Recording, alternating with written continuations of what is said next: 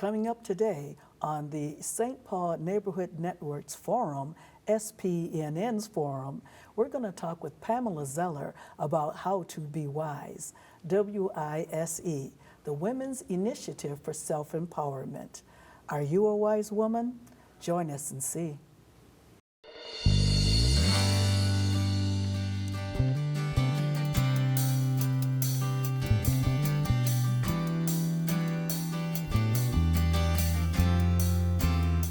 Welcome to SPNN's Forum. We're here in the Kwame McDonald Studios here at SPNN in beautiful St. Paul, Minnesota. And today we're going to speak with Pamela Zeller, who's going to tell us something about WISE, an organization that is all about women being wise. Women's Initiative for Self-Empowerment. Pamela Zeller is here. And are you the founder of this organization, Pamela? No, I am not. I've only been with the organization for about 5 years. Okay. I'm the executive director. Tell us more about the organization. Was I right that the WISE stands for Women's Initiative for Self-Empowerment? That's exactly correct. Yes, this organization was started in 1995 by a group of multicultural women who recognized that immigrant and refugee women did not have the same access to opportunities and education, economic self-sufficiency as other ethnicities and mainstream culture had. Yeah, but isn't that true for almost all women, no matter what ethnicity you are? Isn't that something that women around the world have been challenged by? We just don't have those opportunities. That's exactly right. And when you have other parts of your personality or your reality, intersectionality come in, whether you are a person of color, you're an indigenous person, you're someone who's an English language learner, you may have a different immigration status, those layers provide even more barriers. So is WISE as an organization, are they advocates? Do they jump in between the woman in question and other organizations? It depends on what the situation is. Our programming right now focuses on education as a vehicle for lifting people out of poverty and empowering them and supporting their own self-actualization. So we may advocate within a higher education or school setting. We may advocate if they're at risk of homelessness, one of our students talking with the landlord, et cetera. So there are situations in which we advocate. We also have programming on gender-based violence prevention. So education, though, does that mean that you help someone find higher education? Yes, we work with immigrant and refugee girls, women, and individuals who identify on the feminine gender spectrum. So in working within that target population, yes, we do help them. We provide them support, academic support. We help them navigate the higher education system. We help them find scholarships, apply for financial aid. We help them with their homework. We help them to choose a major, explore careers, et cetera. Wow, and more, I understand. Yes. What else does the organization WISE, W-I-S-E? First of all, let's find out, where is WISE located? We're in the Hamlin Midway area. We're about 2 blocks from Hamlin University in the Hamlin Park Plaza building. Okay. But we provide our services for middle and high school students at their schools or community centers. And then for the post-secondary students, we tend to work with them one-on-one, and we'll go to their campus if there's a need to interact with one of their professors or academic advisors or someone else. So just to make sure I'm understanding, WISE as an organization acts as an advocacy group, or are you somehow not just empowering women and uplifting women, but engaging the women, making them into more than second-class citizens? Yes, our core values support self-determination. We use the arts as a vehicle for healing and empowerment.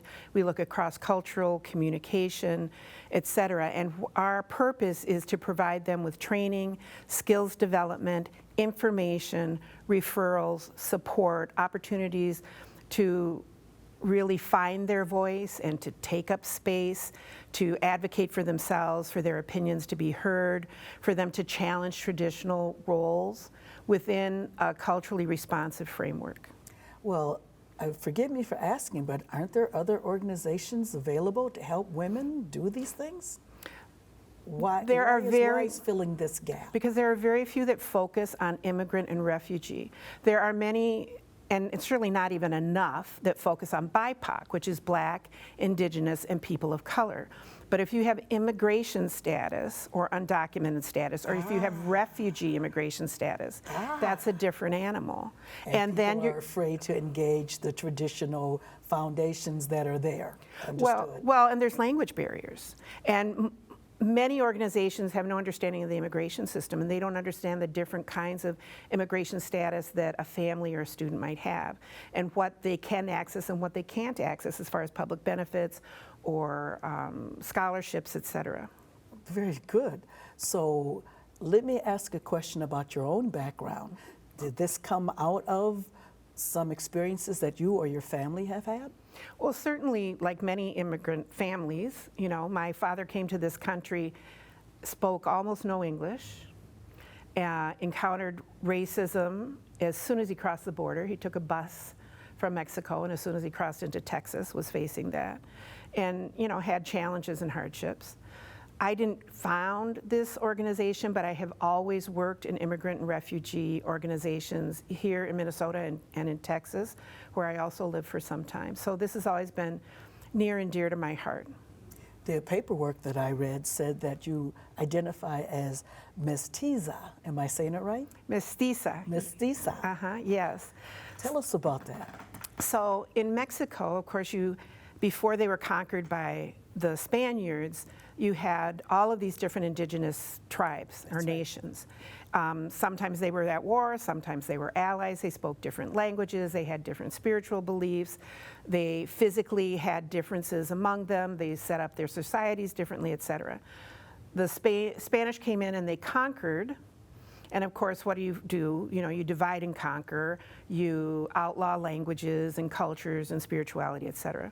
So, and conquer the women. Yes, yeah, and so they started creating families or raping women and creating what would be considered la raza mexicana, the Mexican race of mestizos, which is a mixture of indigenous and European blood. Mm-hmm. And your father comes from that tradition? Yes, I don't know how far back, maybe great-great-great-grandmother was an indigenous woman from Puebla, and my great-great-great-grandfather, and it might be even further back, was French. He came during the French occupation of Mexico, and he stayed, and he introduced the art of glassblowing to Mexico.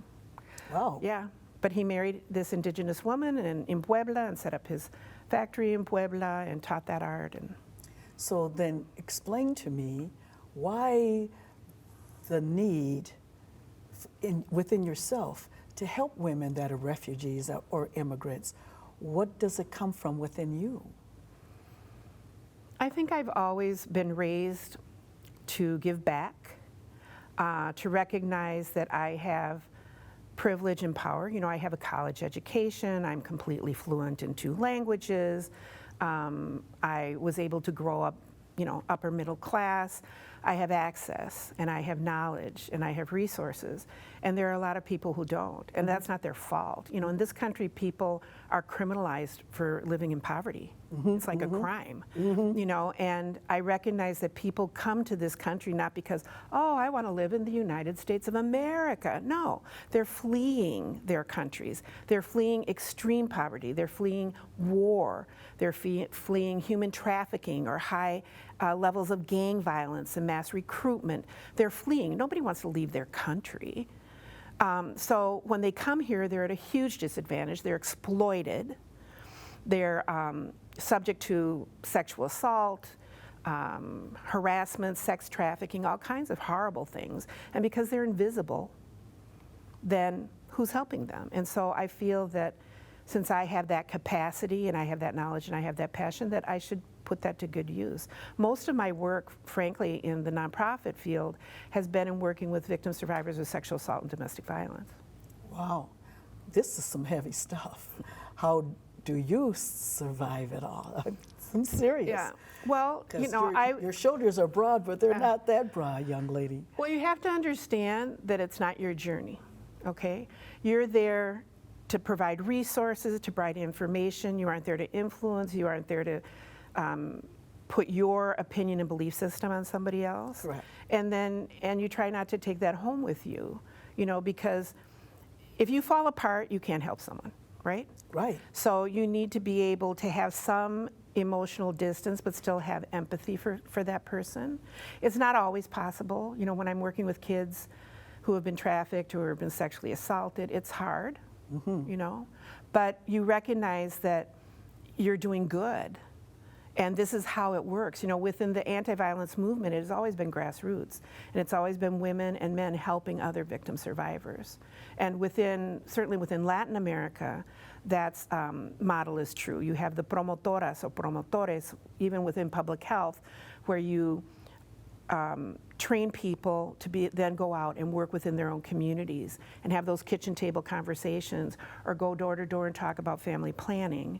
You have the popular education model that Paulo Freire created in Brazil, where yes, you're going to teach literacy, but let's teach literacy in an anti-oppression method, right? Mm-hmm. So I bring that, and I'm in a position to help, and just kind of, remembering that this isn't me, this isn't about me, mm-hmm. and also to make sure that you're doing self-care and taking care of yourself. Understood. We're speaking today on SPNN's forum. We're speaking with Pamela Zeller of the organization WISE, W-I-S-E. That stands for Women's Initiative for Self-Empowerment. And Pamela has shared with me some of her background and some of what the organization does. So we're going to ask her even more questions. Hopefully we can get even deeper into what WISE does. Now, if somebody wanted to contact WISE, how would they do it? They could contact us via our info@womenofwise.org address. They could call our office. Typically, because right now what our programs are focusing on is working with students, is that if you're a student at any of the sites we work at, you can come into our program. In the past, we've been able to partner with some community centers, so you didn't have to be at a school. Right now, we aren't at any community center sites. Mm-hmm. We're at Washington Technology Magnet School, Sejong Academy, which is a Korean language immersion program, mm-hmm. Humboldt Secondary School, and we'll be starting in the fall at Mung College Prep Academy. And mm-hmm. we provide what we call GGAL, which is our Girls Getting Ahead in Leadership program, and Healthy Relationships. So Girls Getting Ahead in Leadership is a college prep program, mm-hmm. but it's very robust because it looks at psychosocial development, helping the girls find their voice and take up space, mm-hmm. self-advocacy, communication skills, financial literacy, career exploration, reproductive rights, reproductive health. So it's very broad. And how it's set up is the first half hour is homework help. Mm-hmm. And remember, these are English language learners that we're working with, right? Yes, ma'am. So there's homework help, and then there's a workshop. So the workshop might be on gender identity, or it might be on how do you create a budget, or how do you avoid a financial scam. It could be about using their English language skills. There's always a writing exercise through mm-hmm. journaling, and then the coordinator goes in and kind of corrects and makes suggestions, because we want them to acquire English language skills, because that's going to help them be successful in school and in life here in the United States. They go on trips to visit colleges. They sometimes go to visit industries, like maybe they'll go to the Masonic Cancer Clinic at the U of M and see what the research is doing. What happens is so many of our girls come from refugee camps that maybe for years there was never any school there. Mm-hmm. You come to the U.S., you're placed in a class with your age, not your academic level, and you don't speak the language. So you're getting ESL, but you're also going into regular classes where you don't understand anything, right? Mm-hmm. So you may have only seen women as professionals in your life as a social worker or a nurse in the refugee camp. That's true. So you come here and that's what you want to be. And that's great. If that's your passion for life, that's great. But we want you to know that there's 150 or 200 other careers that you could do, right? So we need to expose them to that. And we bring in guest speakers who are also professional immigrant or refugee women. We have mentors. We use college mentors so that they can see women like themselves who came through the same kind of experience who are now in college. And they also give them advice on, well, what's it like to be in college? And how were you able to negotiate with your parents, like, maybe being able to go to the school dance or have a boyfriend or, whatever. So they get a lot of support. And then for the We Lead program, which is post-secondary, and that can be a certificate, training program, associate's, bachelor's, and we even have some master's graduates of master's degrees, yes. Right on. Yeah, and most of them have come through the GGAL program. Some are friends of them or cousins, who come in. And they, again, get homework help. They're taught how to write a very professional email and communicate with their professors. They have meetings with their academic advisors. They really go more in depth on choosing a career path and a major. They get support if they decide, you know what, I don't want to be an accountant. My parents wanted me to be an accountant, but I really want to be a social worker. So they get support in making those kind of transitions. They do mock interviews for either practicum, placement, scholarship interviews, or for placement in their field. And we continue to work with them one-on-one until they are placed in their field of study. Wow. Sure wish I'd had something like this when I was, well, I grew up in the 70s, and so, just talking to girls, we were kind of collectively talked to as children of color, you know what I'm saying? No one identified, no one narrowed it down to this is what girls should be doing, especially like that concept that you talked about, taking up space. Yes. Can you tell us more? Because you know what? Girls are taught that we're supposed to minimize ourselves, minimize our concerns, and take care of others. Right. What do you mean by taking up And that's space? interesting because literally, we're supposed to be small, have a small body. We're supposed to be slender, right? When the girls come in, they are so quiet. They are so quiet. A lot of them just whisper. Yes. Sometimes they won't even tell you their name, okay? They are so shy and timid.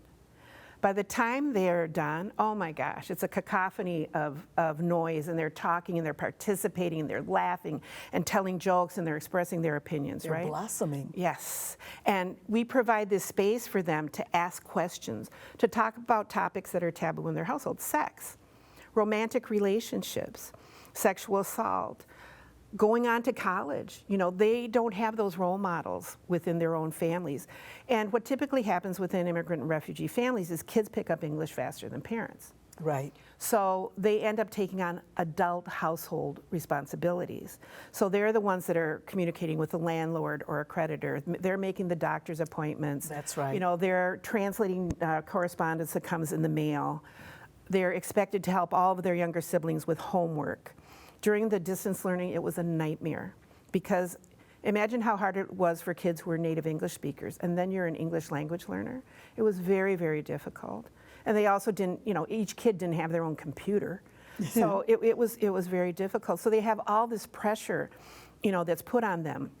And what we try to do is teach them, first of all, physically take up space, project your voice, say what your opinion is, challenge other people, advocate for yourself. And then we give them space to role model having maybe a difficult conversation with your parent, something that their mainstream peers don't even comprehend. Sleeping over at somebody else's house is a taboo in most immigrant and refugee families. In right? most BIPOC families too, unless you negotiate, they have to absolutely know who those parents are. You're absolutely right. So, going to the school dance, participating in an after-school club, all of those things. So we help them negotiate.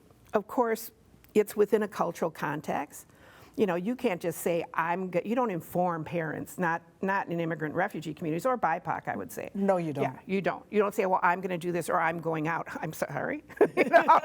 So we help them learn negotiation skills and how to reason with their parents and how to continue to build their trust and continue over time to have these dialogues so that eventually they can start to see a shift and their parents can understand more about what the reality is for their child.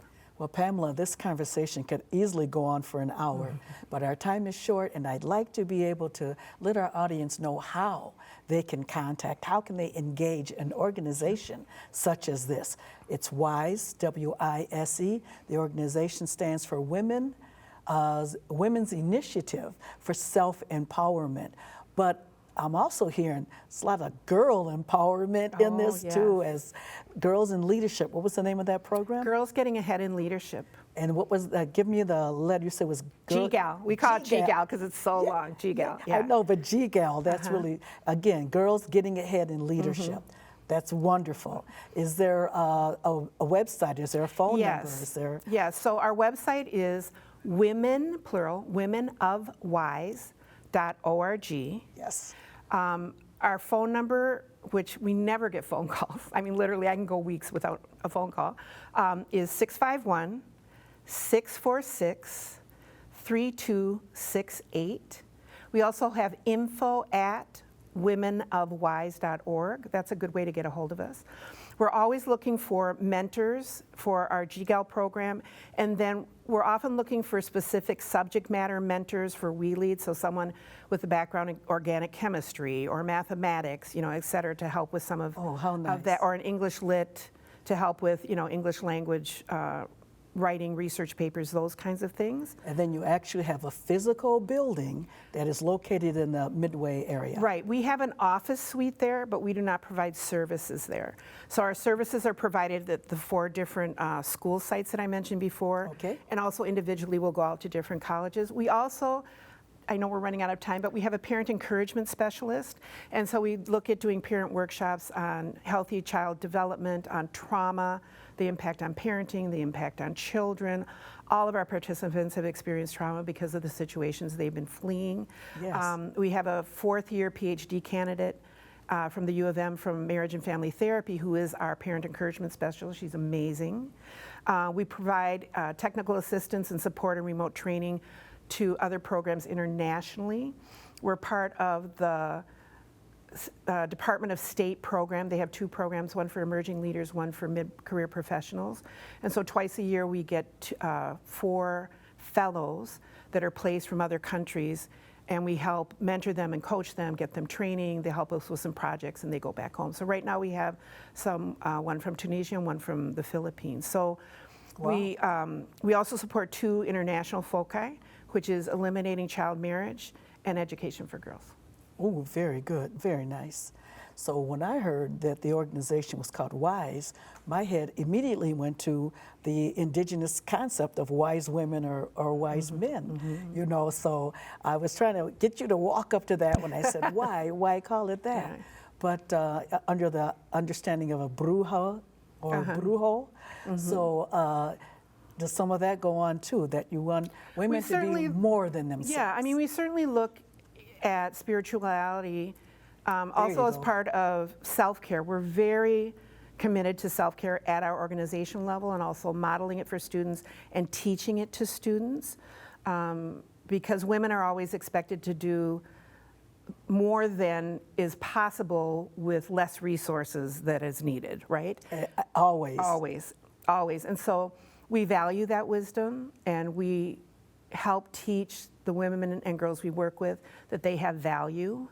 You know, if you don't have a degree, that does not mean you don't have value. You have wisdom, you have cultural knowledge, you have history, and those things are very, very important. So having a positive cultural identity is part of the workshops and work that we do at the agency. All of our staff, except for our newest hire, are from immigrant and refugee families, are bilingual and bicultural. Our newest hire is a biracial woman who's amazing and an artist. She's our new Girls Getting Ahead in Leadership program coordinator. And all of our board members are from immigrant and refugee family backgrounds and are bicultural and bilingual. Well, thank you, Pamela. Oh, this has been a pleasure. How nice to meet you today. How nice to have you inform our audience about WISE, Women's Initiative for Self-Empowerment. They're located in St. Paul, but they have a reach around the world. And I think you can find them on the internet at where?